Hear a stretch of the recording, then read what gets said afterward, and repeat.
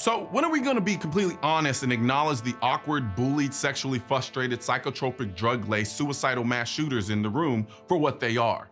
Or are we just gonna keep acting like we don't know what's going on in the name of not confronting the miserable reality that they are a creation of our so-called progressive culture and media?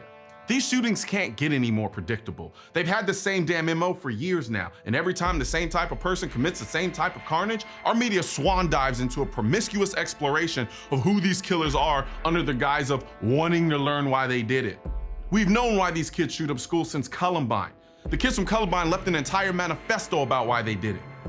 Yet, our moronic media in their blind pursuit for ratings will post every picture they can find of the shooter and repeat the shooter's name habitually, turning the kid into a damn rock star within hours of the damn shooting. And they will keep asking why these shootings keep happening in a country obsessed with celebrity culture, raising a generation of kids with an inability to cope with anything. It doesn't take a clinical psychologist to see what's going on. And no, it's not guns. We've had guns in this country since its inception. Hell, 60 years ago, I could order a gun out of a magazine and they'd send it to my house, no questions asked. This country didn't have these school shootings back in the day, and those kids were allowed to bring guns to school. Nothing has changed except our culture and the way our media handles these events when they happen. We are creating every subsequent school shooter with every mention of their name and every posting of their picture. Nearly every single school shooter suffered from the same type of social ostracism and social neglect. Yet, we are somehow dumbfounded as to why a kid who no one paid attention to unless he was being bullied or picked on decides to go out in a blaze of glory after spending weeks turning that kid into an infamous demagogue. And then we're even more surprised when another kid dealing with the same issues goes out and tries to do the same thing, but only worse. We can't be this stupid.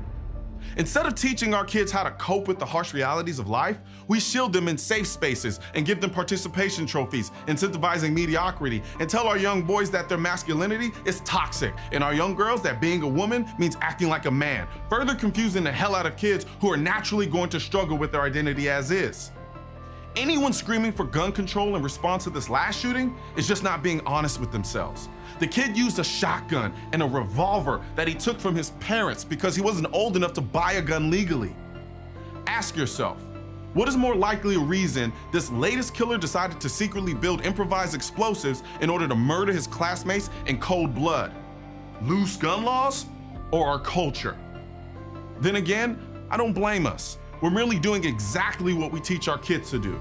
Ignore reality and blame everything else, even if it means blaming a lifeless tool, because apparently personal responsibility and accountability is just too high a price to pay for freedom.